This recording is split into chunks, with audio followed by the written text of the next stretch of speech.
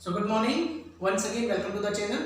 तो चलिए आज मोल कंसेप्ट को ही आगे बढ़ाते हैं और मोल कंसेप्ट के ऊपर एक नई टर्म करते हैं, that is normality. Okay, and you know very well already 5 terms we have finished. What one? That is strength, percentage, mole fraction, molality and normality. तो 5 टर्म इसको ऑलरेडी पूरी कर चुके हैं and this is our 6th term. तो चलिए हम start करते हैं कि what is the meaning of normality. Okay, तो सबसे पहले तो नॉर्मेलिटी का मीनिंग समझ में आना चाहिए कि नॉर्मेलिटी हमें बताती क्या है। ओके, नॉर्मेलिटी में क्या बताया बेटा कि number how many number of gram equivalent of solute dissolved per liter of solution। ठीक है, मोलैरिटी में क्या था? मोलैरिटी हमने इससे पीछे वाली टर्म पढ़ी। Number of gram, number of moles, वहां पे directly number of moles of solute, यहां पे क्या है? Number of gram equivalent of solute. Okay, and it is represented by capital N. अगर हम इसकी रिप्रेजेंटेशन की बात करें तो ये किससे रिप्रेजेंट की जाती है? Capital N. तो एन हमारा निकालने का तरीका क्या है कि एन हमारा निकालने का तरीका क्या है? Number of gram equivalent of solute, okay, per litre of solution, yes. लेकिन अब हमें ये नहीं पता कि नंबर ऑफ ग्राम इक्विवेलेंट कैसे निकालते हैं, तो नंबर ऑफ ग्राम इक्विवेलेंट का अलग से फॉर्मूला बना लेते हैं। नंबर ऑफ ग्राम इक्विवेलेंट कैसे निकाला जाता है? देखिए, हम पहले इसको पूरे कंप्लीटली मेथड से करेंगे, फिर इसका डायरेक्ट मेथड भी बताने वाला हूं। नंबर ऑफ ग्राम इक्विवेलेंट कैसे निकालते हैं? Given mass of solute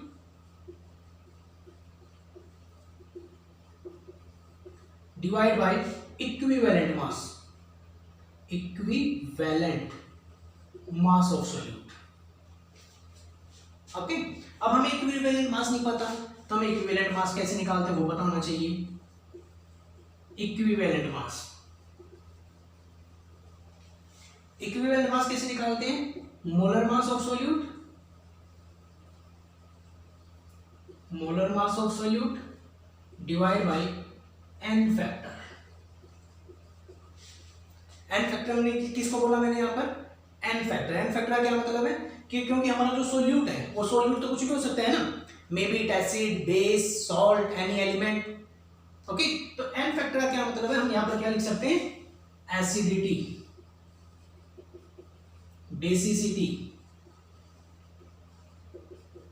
okay, charge of cation, okay, valency of any element. मतलब कि वो हमारे डिपेंड करेगा सॉल्यूट के ऊपर कि उसके अंदर किसी भी रिएक्शन के अंदर सॉल्यूट क्या है। अब हम ये चीज हमें अलग से समझेंगे, what is meaning of acidity, basicity, charge of cation, valency of element. Okay, तो हम एसिडिटी कब निकालेंगे? एसिडिटी कब निकालेंगे? In case of base means कि अगर हमारे किसी भी सॉल्यूशन के अंदर जो बेस है वो एज ए सॉल्यूट प्रेजेंट है।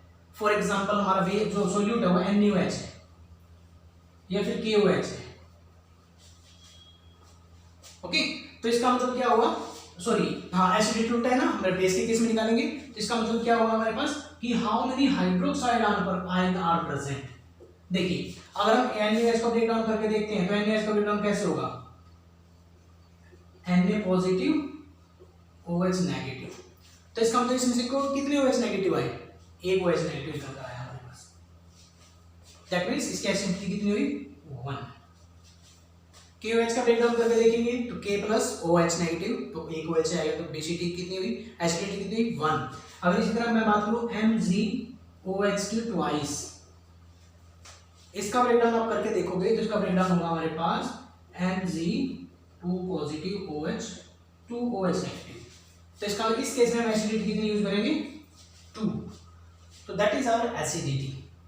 तो हम ये केस एसिडिटी कब निकालेंगे? In case of any base, अगर हमारे पास कोई सॉल्यूट बेस प्रेजेंट है।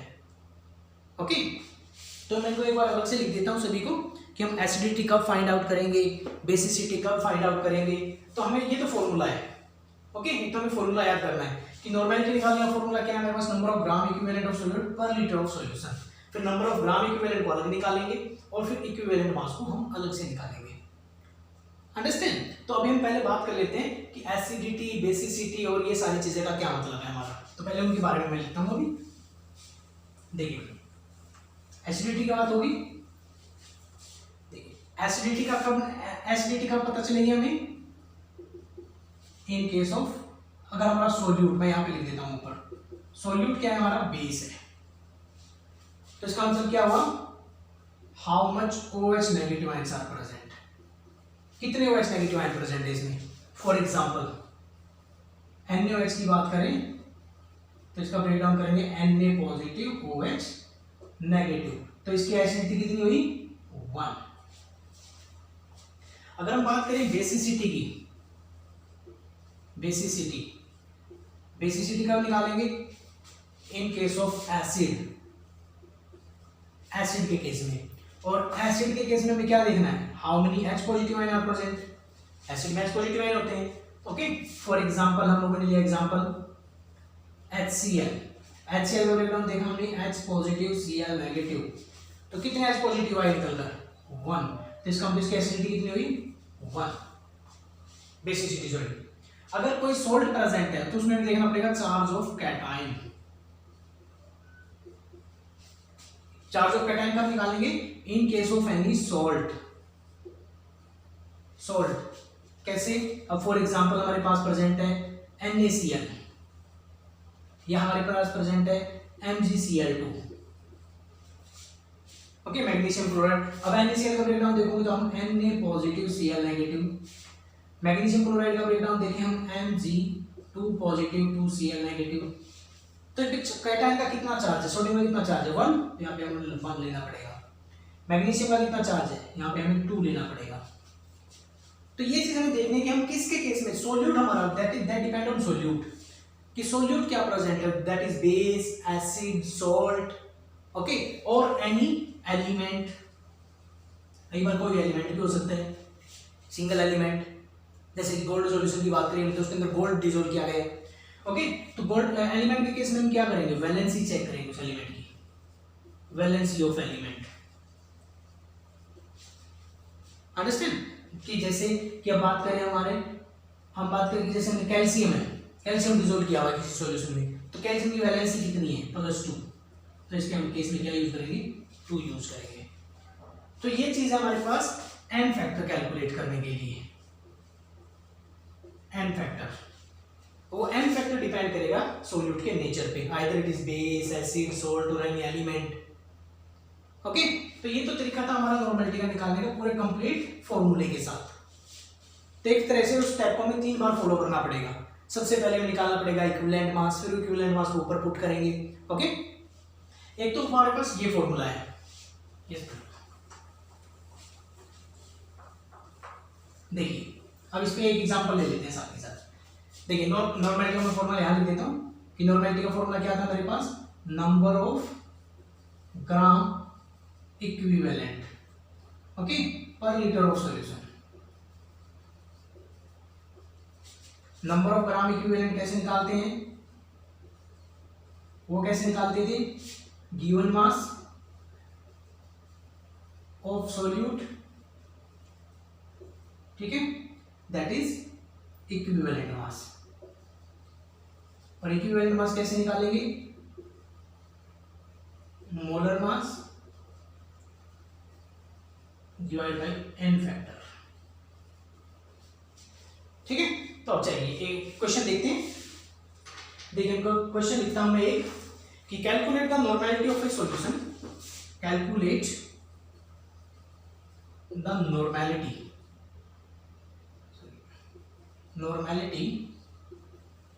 ऑफ ए सॉल्यूशन, ओके, किसने, containing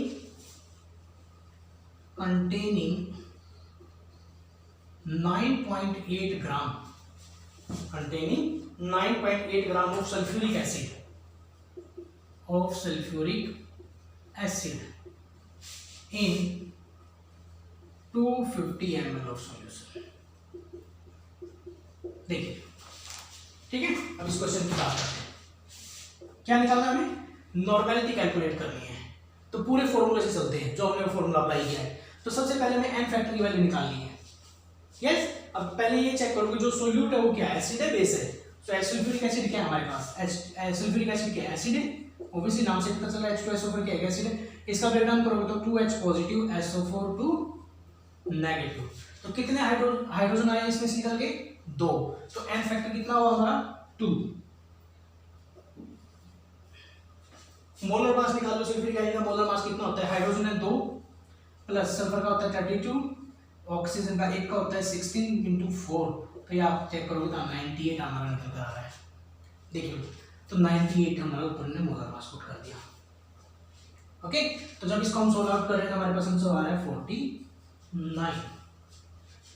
अंडरस्टैंड। अब इस 49 को ये हमारे पास आ गया इक्विवेलेंट मास। 49 को उठा के ऊपर पुट कर दो इक्विवेलेंट मास को। ओके, गिवन मास कितना था, 9.8। 9.8, अब इसको 9.8 यहां रख देते हैं। गिवन मास हमारा दैट इज 9.8। अगर हम 49 को 2 से डिवाइड करते हैं तो हमारे कितना आ गया, 0.2। नंबर ऑफ मोल्स आ गए, नंबर ऑफ इक्विवेलेंट मास आ गए किसका, सॉल्यूट का। अब नंबर ऑफ इक्विवेलेंट मास को ऊपर पुट कर दो। हमारा नंबर ऑफ इक्विवेलेंट मास को ऊपर पुट कर देते हैं। 0.2 इनटू सॉल्यूशन कितनी है, 250 ml। तो 250 ml है, 1000 से डिवाइड करने लीटर में कन्वर्ट हो जाएगा, 1000 हमारा ऊपर चला जाएगा। ओके, तो इसको कर लो सॉल्व। 25 4 जा एंड दैट इज 0.8। ये आंसर आ गया। तो इस तरीके से हमने पूरे क्वेश्चन पूरे मेथड से किया इसको। तो ये हमारा क्वेश्चन था कि कैलकुलेट द नॉर्मेलिटी।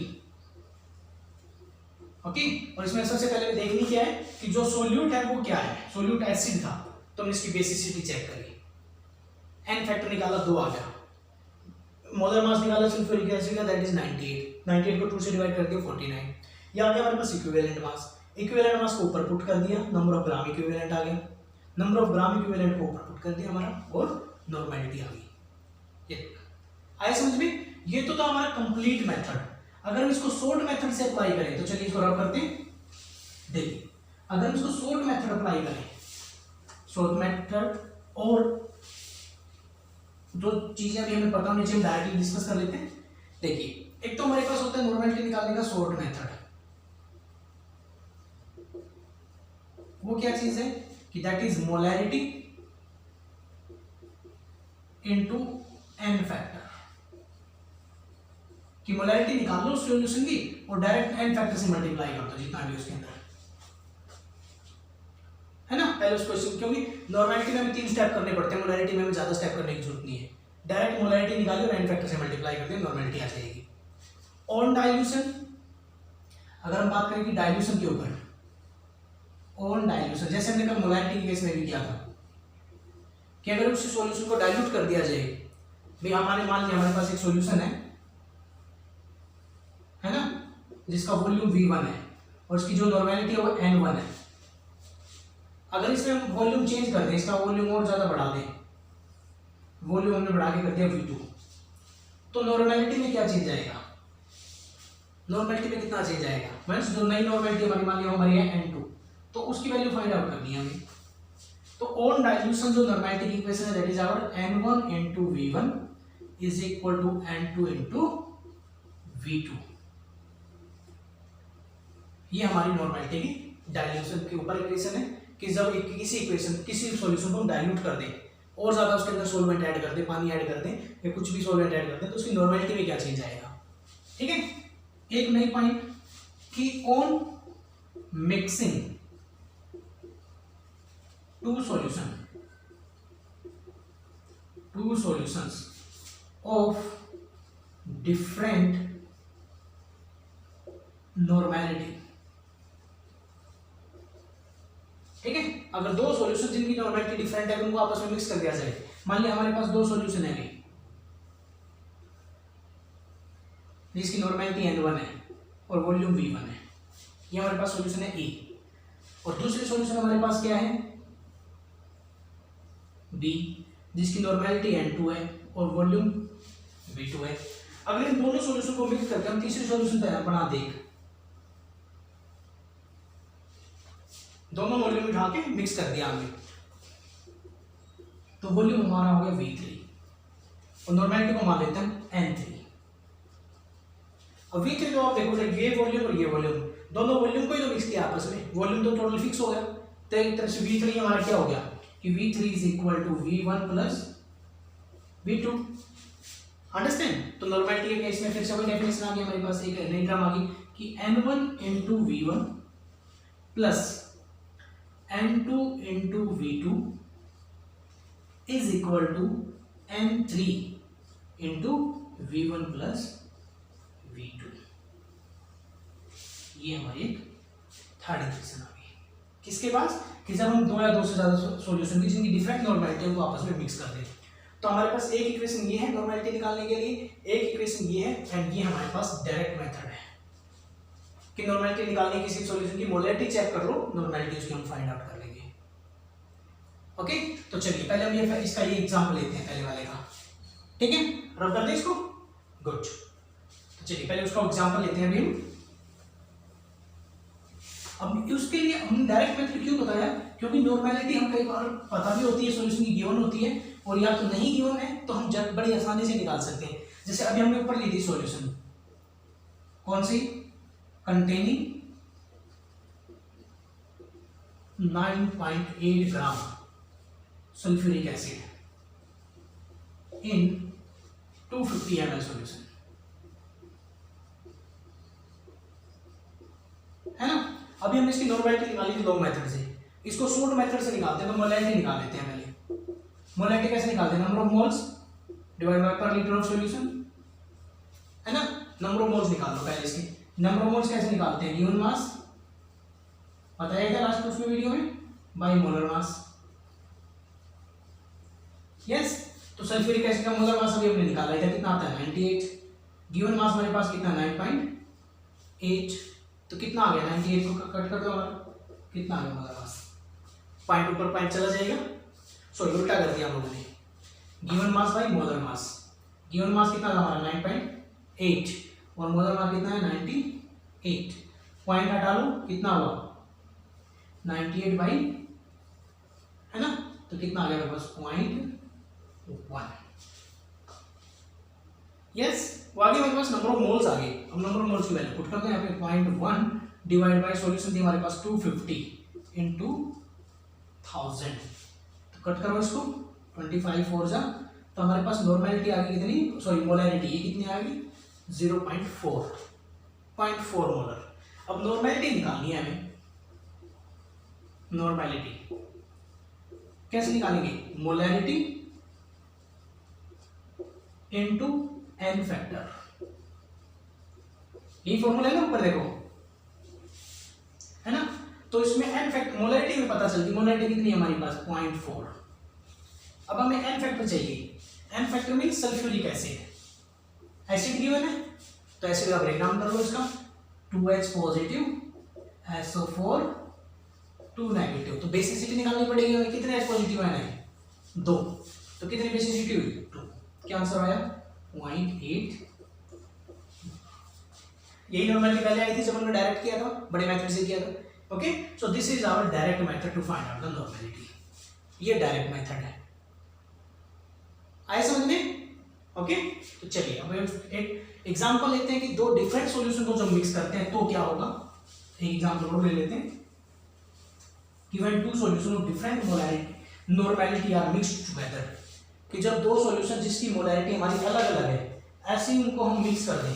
देखिए कि calculate the normality, calculate the normality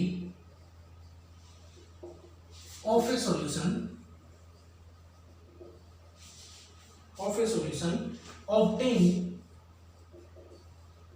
obtained by mixing क्या क्या है 100 cc of 0.2 normal sulfuric acid, okay, with 50 cc of 0.1 normal HCl। ठीक है, सीसी का क्या मतलब है, क्यूबिक सेंटीमीटर, और वो क्या होता है हमारा ml, दैट मींस इसको हम क्या हमारा ये 100 ml, ये चीज भी हमें पता होनी चाहिए, और ये क्या है 50 ml, है ना। तो वही चीज आ गई हमारे पास, यहाँ पे तो सॉल्यूशन है, एक की हम इसका वॉल्यूम है 100 ml, नॉर्मेलिटी कितनी है इसकी 0.2, इसका वॉल्यूम कितना है 50 ml, नॉर्मेलिटी कितनी है 0.1, दोनों को मिक्स करके हमें तीसरी का बताना है, तीसरी सॉल्यूशन की नॉर्मेलिटी बताना है हमें। मतलब वॉल्यूम तो कितना हो जाएगा, volume V1 plus V1 plus V2, तो ये V1 था हमारा, ये V2 था, तो वॉल्यूम कितना हो गया 150 ml, है ना।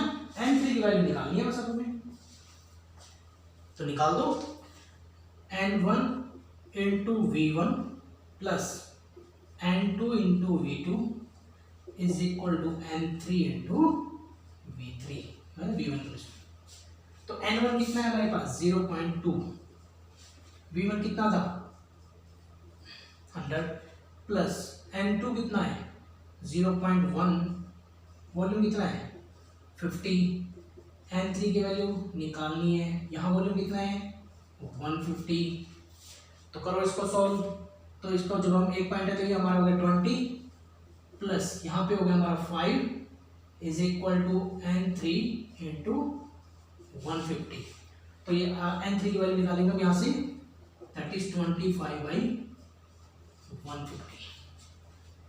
यस बेटा। तो इसको हम सोल्व कर लेते हैं, 5 5 जा 5 3 जा, ओके, तो इसको हम कर लेते हैं 5/3 इंटू 10, ओके, तो 3 2 3 18 पॉइंट, तो ये हमारे पास ये है, और एक ऊपर जाएगा तो माइनस का हो जाएगा हमारा, तो ये हमारे पास आ गया 0.16, ये हमारे पास आंसर आ गया, ठीक है ना। तो दैट इज आवर आंसर, तो इस तरीके से हमारे पास इसकी नॉर्मेलिटी निकाल दी हमने, क्लियर है। तो ये कौन सा क्वेश्चन था हमारा, कि सर हमने दो सॉल्यूशंस को मिक्स किया हो डिफरेंट नॉर्मेलिटी। तो नॉर्मेलिटी निकालने का हमारे पास डायरेक्ट मेथड भी है, लॉन्ग मेथड भी है, और अलग अलग इक्वेशंस भी हैं। तो हमें इन इक्वेशंस को, इनको सारी चीज़ों को अच्छे से याद करना है, और कुछ क्वेश्चंस की इनके ऊपर प्रैक्टिस करके देखनी, तभी हम ये क्वेश्चंस कर पाएंगे। Okay, thank you.